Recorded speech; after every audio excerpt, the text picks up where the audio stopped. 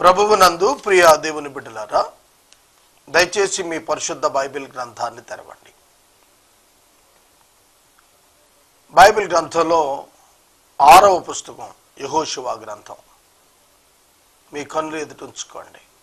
దీని గురించి కొన్ని విషయాలు మీకు నేను తెలియజేస్తాను. యెహోషువ అనే మాటకు అర్థం సేవియర్, రక్షకుడు అని అర్థం. మొదటగా యెహోషువ ఎవరో మీరు తెలుసుకోవాలి. యెహోషువ ఐగుప్తు నుండి వచ్చినటువంటి జనాంగములో ఉన్న వ్యక్తి. యెహోషువ యొక్క వయస్సు 110 సంవత్సరాలు బ్రతికాడు.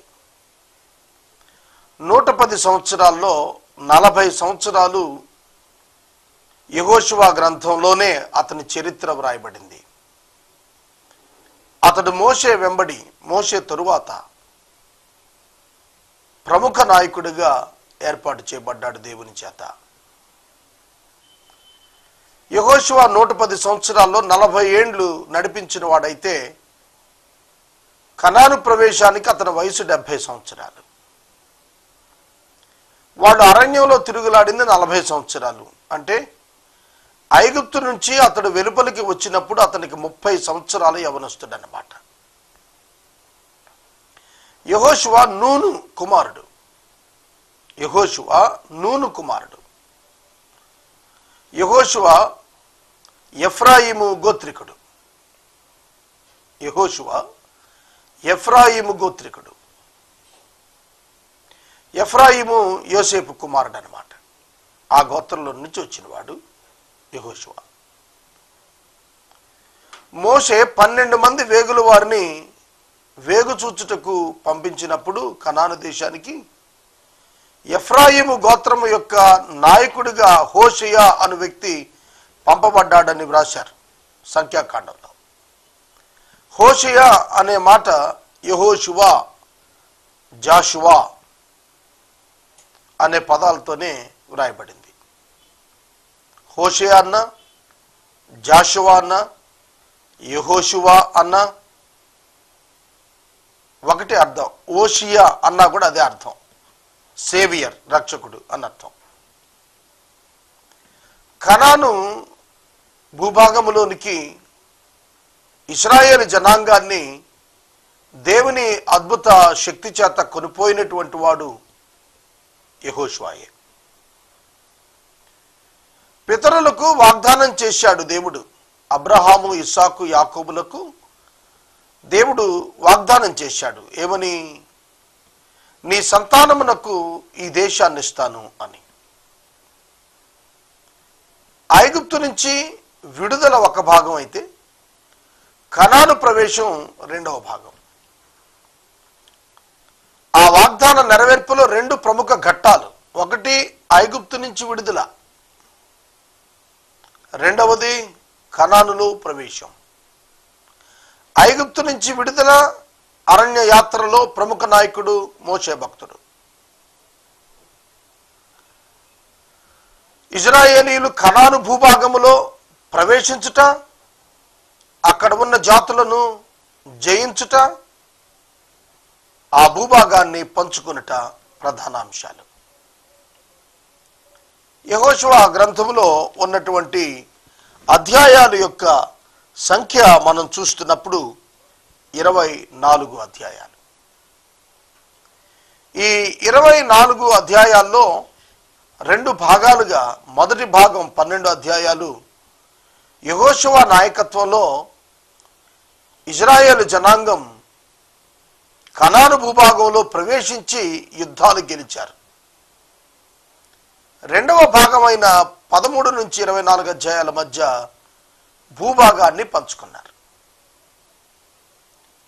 బైబిల్ గ్రంథంలో ఎఫ్రాయిమీలకు మూలపురుషుడైన యోసేపు 110 సంవత్సరాలు బ్రతికినట్లు ఆదికాండము గ్రంథం 50వ అధ్యాయంలో చెప్పబడింది. యోసేపు వలనే యెహోషువ కూడా 110 సంవత్సరాలు జీవించాడు. ఈ గ్రంథం చాలా ప్రాముఖ్యమైన గ్రంథం. దేవుడు ఇశ్రాయేలీయులకు ఇచ్చిన ఆ వాగ్దానాలను యెహోషువ నాయకత్వంలో ఎలా సంపూర్ణం చేశాడో తెలియచేయటమే ఈ గ్రంథం యొక్క ఉద్దేశం. వాగ్దాన భూమిని ఏ విధంగా వారు స్వాధీనం చేసుకున్నారు అనేది ప్రధాన అంశం. ఒక ఆశ్చర్యకరమైన విషయం చెబుతాను, జాగ్రత్తగానండి. అబ్రహామునకు ఏ సంతానము లేనప్పుడు దేవుడు వాగ్దానం చేశాడు, ఈ దేశాన్ని మీకు ఇస్తానని. దానిని అబ్రహాము నమ్మాడు. అబ్రహాము దేవుని నమ్మాడు, అది అతనికి నీతిగా ఎంచబడింది. విశేషం ఏమిటంటే యెహోషువ నాయకత్వంలో కనాను భూభాగాన్ని స్వాధీనం చేసుకున్న తరువాత యెహోషువ స్వయంగా చెప్పిన మాట, ఇంకా చాలా భూభాగము స్వాధీనము కాకుండానే మిగిలిపోయి ఉంది. అర్థమవుతుందా? యెహోషువ చెబుతున్నాడు చాలా భూభాగం ఉంది ఇంకా పంచుకోవాల్సింది అని. ఆశ్చర్యం ఏమిటంటే యెహోషువ అనంతరం న్యాయాధిపతులు, న్యాయాధిపతుల అనంతరం రాజులు. రాజులు మనం లెక్కించేటప్పటికి వచ్చేటప్పటికి సౌలు మొదటి రాజు, దావీదు రెండవ రాజు, సొలొమోను మూడవ రాజు. సొలొమోను కాలానికి కేవలం 30% భూమిని కనాను దేశంలో ఇజ్రాయేల్ స్వాధీనం చేసుకున్నారు. ఇంకా 70% మిగిలిపోయింది. అంటే మీరు ఆలోచించండి, ఎంత విస్తీర్ణత కలిగిన దేశం అది.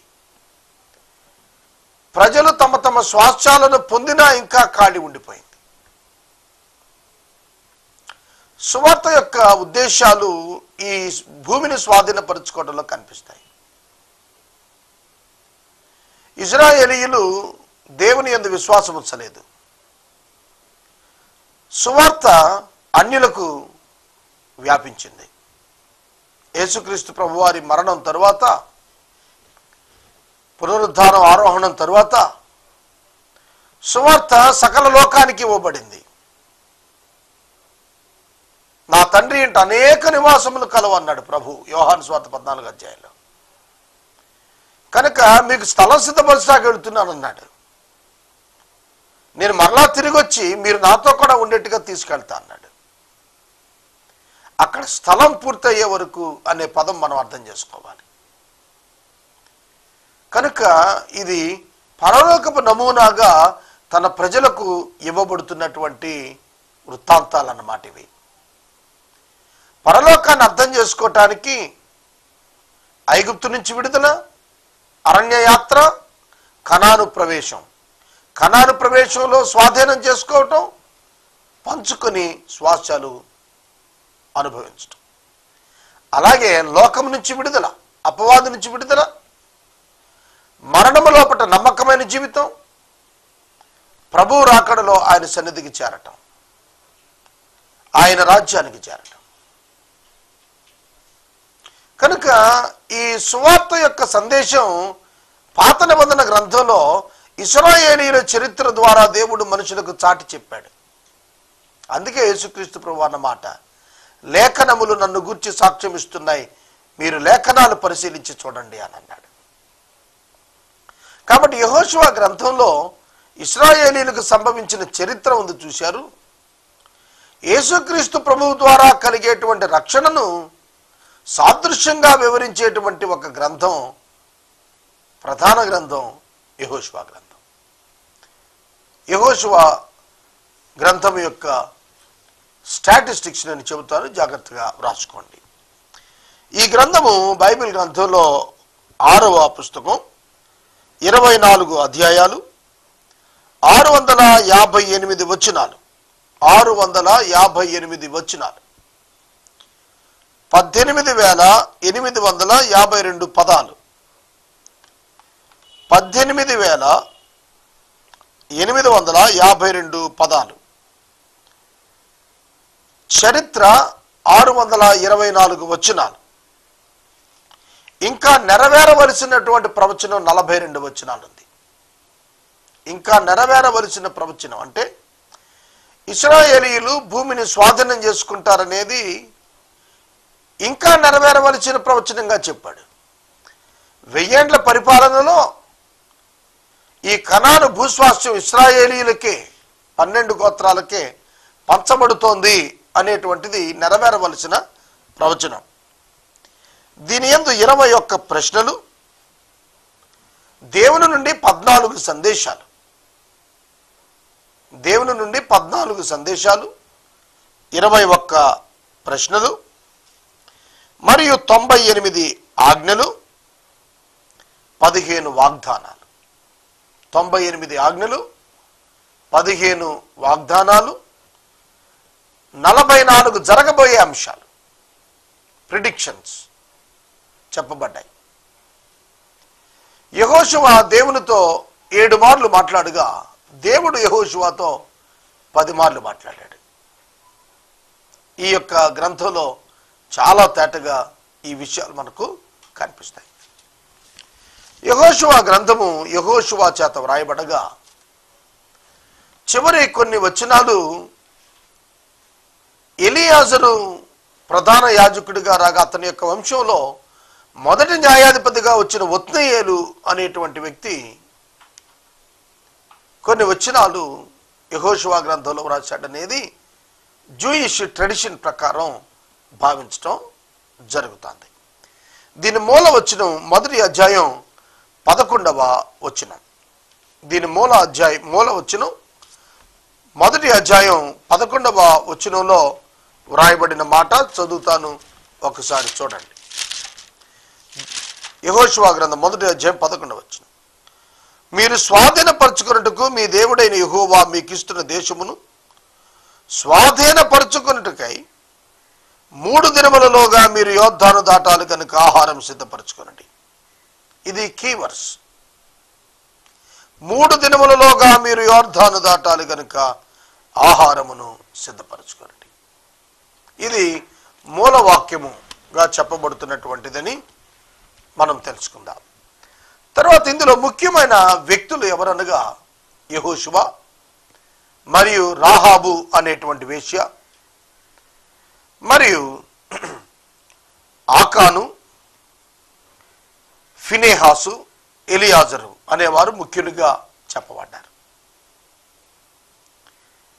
ఇందులో వ్రాయబడిన 24 అధ్యాయాల్లోనూ కూడా మనం చూస్తున్నప్పుడు 2 ప్రధాన భాగాలు.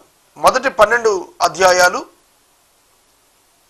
యుద్ధాలు, రెండవ 12 అధ్యాయాలు స్వాధీనపరుచుకుని పంచుకొనుట. మొదటి 12 అధ్యాయాలు 2 భాగాలు. మొదటి 5 అధ్యాయాల్లో మనం చూస్తున్నప్పుడు వారు కనాను దేశంలో ఎలా ప్రవేశించారు, entering into the land of Canaan ఏ విధంగా జరిగింది అనేది మొదటిది. రెండవది, వారు వాగ్దాన భూమిని ఎలా జయించారు, కాంకర్ చేశారు అనేది 5వ అధ్యాయం 13 నుండి 12వ అధ్యాయం 24 వచనాల వరకు వ్రాయబడ్డాయి. యెహోషువ మధ్యస్థ స్థలమైనటువంటి దాన్ని ఏ విధంగా మొట్టమొదటి స్వాధీనం చేసుకున్నాడు, అలాగే దక్షిణ ఉత్తర ప్రాంతాలను ఏ విధంగా యెహోషువ యుద్ధమాడి గెలిచాడు. ఆ తర్వాత స్థూలముగా అతని విజయాలను గుర్చినటువంటి వివరణ రాశాడు. రెండవ ప్రధాన భాగం 13వ అధ్యాయం నుండి 24వ అధ్యాయం వరకు ఉన్న భాగాల్లో 12 గోత్రాలు ఏ విధంగా వారు స్వాధీనం చేసుకుని పంచుకున్నారనేది, తర్వాత కొన్ని ప్రత్యేకమైన ప్రాంతాలు ఏ విధంగా ప్రక్కకుంచారు, ఏర్పాటు చేయబడిన పురాలు ఎట్లాగా, అలాగే తూర్పు దిక్కున ఉన్నటువంటి తూర్పుకు చెందినటువంటి జాతులను ఏ విధంగా వారు నాశనం చేశారు. ఒక ప్రాముఖ్యమైన విషయం ఇందులో వ్రాయబడింది ఏమిటంటే, మోషే జీవించిన కాలంలో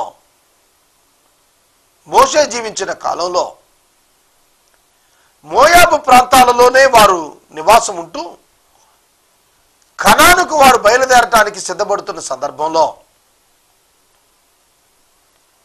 మోయాబు ప్రాంతంలో మాకు స్వాస్థ్యాన్ని ఇమ్మని చెప్పి 2.5 గోత్రాలు వారు వచ్చారు. ఆ 2.5 గోత్రాలు ప్రజలు అక్కడికి వచ్చినప్పుడు వారు చాలా తేటగా మోషే భక్తుల్ని అడిగారు, అయ్యా మోషే గారు, మేము ఈ స్థలంలోనే ఉండిపోతాం, మాకు చాలా పశువులు ఉన్నాయి, ఈ పశువులు జీవించడానికి ఇది అనుకూల స్థలం కాబట్టి మేము యుద్ధానికి రాము, ఆ స్థలానికి రాము, ఇక్కడే ఉండిపోతాము మేము అని చెప్పి అడిగారు. దానికి మోషే భక్తుడు వారిని కోప్పడ్డాడు, మీరు యుద్ధానికి భయపడి రావటం లేదేమో, మోయాబు యువతల మీకు స్వాస్థ్యం ఇవ్వటానికి కుదరదు, దేవుడు కనాను భూభాగాన్ని కదా స్వాస్థ్యంగా తీసుకోమంది, మీరు కేవలం మీ సహోదరులతో కలిసి యుద్ధం చేయటానికి భయపడి శత్రువులను గురించి విని భయపడి మీరు అలా చేశారు అని చెప్పి అన్నాడు. దానికి వారు చాలా తేటగా చెప్పారు, అయ్యా మేము స్వాస్థ్య భాగంలోనికి రావటానికి భయపడి కాదు, మా పశువులకు అనుకూలమైనటువంటి వాతావరణము స్థలం ఉంది, మేత ఉంది కాబట్టి ఇక్కడ ఆగుతామన్నాం, దేవుని యొద్దకు వెళ్ళి విచారణ చేసి మాట్లాడు, మేము మా సహోదరులతో కూడా మగవారం వరకు మేము వచ్చి యుద్ధం చేసి గెలిచిన తరువాత మేము వెనక్కి వెళతాము, మా సోదరులు స్వాస్థ్యాలు పొందిన తరువాత మేము వెనక్కి వెళతాము అని రూబేనీయులు, గాదీయులు, మనష్షే అర్ధగోత్రికులు సెలవిచ్చారు. రూబేనీయులు, గాదీయులు, మనష్షే అర్ధగోత్రికులు మోయాబు ప్రాంతాల్లో ఉండిపోతామని చెప్పి రిక్వెస్ట్ చేశారు. మోషే దేవుని యొద్దకు వెళ్ళి మనవి చేశాడు, దేవుడు అనుమతినిచ్చారు. అది మంచిదని భావించి మోషే ఆ యొక్క 2.5 గోత్రాల్లో నుండి పురుషులను తీసుకొని బయలుదేరాడు. ఆ తర్వాత మనం చూసినట్లయితే యెహోషువ నాయకత్వంలో కనానును స్వాధీనం చేసుకోవటానికి వెళ్ళినటువంటి యుద్ధాలన్నింటిలో రూబేనీయులు, గాదీయులు, మనష్షే అర్ధగోత్రికుల్లో పురుషులైనటువంటి వారు, యుద్ధ వీరులైనటువంటి వారు పాల్గొని 9.5 సంవత్సరాల వారికి విజయాన్ని కలుగజేయటంలో పాత్ర వహించి ఆ 9.5 గోత్రాల వారు స్వాస్థ్యాన్ని పొందుతున్నప్పుడు సంతోషంగా వెనక్కి వెళ్ళటానికి యెహోషువ దగ్గరికి వచ్చి బ్రతిలాడారు, అయ్యా ఇదిగో మేము ఇచ్చిన మాట ప్రకారం సోదరులు స్వాస్థ్యం పొందారు కనుక మేము వెనక్కి తిరిగి వెళ్ళిపోతామని చెప్పి వెళ్ళారు. వారు తూర్పు ప్రాంతాన, మోయాబు తూర్పు ప్రాంతాన, యోర్దానుకు తూర్పు ప్రాంతాన ఉండిపోయారు. కనుక వాగ్దానం చేయబడినటువంటి, స్వాధీనం చేయబడినటువంటి కనాను భూమిలో 9.5 గోత్రాల ప్రజలు మాత్రమే స్వాధీనం చేసుకున్నారు. 2.5 గోత్రాల ప్రజలు యోర్దాను ఆవల భాగము, తూర్పు భాగమైనటువంటి మోయాబు మైదానాల ప్రాంతంలోనే వారు స్వాస్థ్యాలు ఉంచుకున్నారు. కాబట్టి ఈ యొక్క యెహోషువ గ్రంథంలో జరిగిన యుద్ధాల్లో 2.5 గోత్రాల ప్రజలు పాల్గొన్నారు అనేది చాలా తేటగా చెప్పబడుతోంది. ఇందులో ఒక ప్రాముఖ్యమైనటువంటి విషయం ఏమిటంటే, అత్యవసరమైన ప్రాముఖ్యమైన విషయం, ఐగుప్తు నుంచి విడుదల పొందినప్పుడు లెక్కించబడిన 6,05,000 మంది జనాభాలో కేవలం 2 అడల్ట్స్ మాత్రమే, 2 పెద్దలు మాత్రమే కనాను భూభాగంలో అడుగుపెట్టారు. వారు యెహోషువ, కాలేబు. యెహోషువ, కాలేబు, కాలేబు యెహోషువ అనేటువంటి 2 వ్యక్తులు మోషేతో కలిసి ఉన్నారు. కాలేబు, యెహోషువ అనేవారు 2 వేగు చూచుట కొరకు 12 మందిలో పాటుగా పంపించబడ్డారు. కెనేజీయుడు అని పిలిచారు కాలేబుని, ఎన్నేపు కుమారుడు. ఈ కాలేబు మోషే బ్రతికున్న దినాల్లోనే హెబ్రోనును కోరుకున్నాడు. ఈ కాలేబు 80 సంవత్సరాలు పైగా వృద్ధుడయ్యాడు. యెహోషువ 70 సంవత్సరాలు వాడు కనాను ప్రవేశించినప్పుడు. కనుక కాలేబు యెహోషువ కంటే 10 సంవత్సరాలు పెద్దవాడు. కాలేబు చెబుతున్న మాట, అయ్యా ఆనాడు నాకెంత బలం ఉందో ఈనాడు నాకు అంతే బలం ఉంది. 40 సంవత్సరాల యాత్ర ముగించిన తర్వాత కాలేబు, యెహోషువాలు 2 మాత్రమే విశ్వాసం ఉంచిన వారు గనుక నూతన తరపు 6,03,000 కాల్బలంతో ప్రవేశించారు. ఇది ఇందులో ప్రత్యేకత అన్నమాట, ఈ గ్రంథంలో ప్రత్యేకత. అంతేకాదు, ఇశ్రాయేలీలు ఐగుప్తును విడిచి వచ్చినటువంటి కాలము క్రీస్తు పూర్వము 1440. ఇశ్రాయేలీయుల కనాను ప్రవేశం క్రీస్తు పూర్వం 1400. అలాగే సౌలు పరిపాలన 1050 క్రీస్తు పూర్వం, దావీదు పరిపాలన క్రీస్తు పూర్వం 1010, సొలొమోను యొక్క పరిపాలన క్రీస్తు పూర్వం 960. ఈ విధంగా చరిత్ర మనకు జ్ఞాపకం చేయబడుతోంది. ఇందులో ప్రముఖ విషయాలు విజయము, విశ్వాసము, నడిపింపు, నాయకత్వము, యుద్ధమాడుట అనే ప్రధాన అంశాలు ఇందులో చర్చించబడ్డాయి. ఈ సమీక్ష మీరు విన్నారు. ఈ గ్రంథాన్ని ఇంకా విశదంగా మనం రేపటి నుండి మొదటి అధ్యాయం మొదటి వచనం నుండి ధ్యానం చేయబోతున్నాం. దీనిలో చాలా ప్రాముఖ్యమైనటువంటి స్థలాలు ఉన్నాయి. హజరు, షిలోహు, షెకెము, గిల్గాలు, జెరికో, హాయి, గిబియోను, అయాలోను అనే ప్రాంతాలను గురించి ఇందులో ప్రధానంగా చర్చించడం జరుగుతుంది. ఈ గ్రంథం మనకు ఆధ్యాత్మికంగా గొప్ప విజయాన్ని ఇస్తుంది.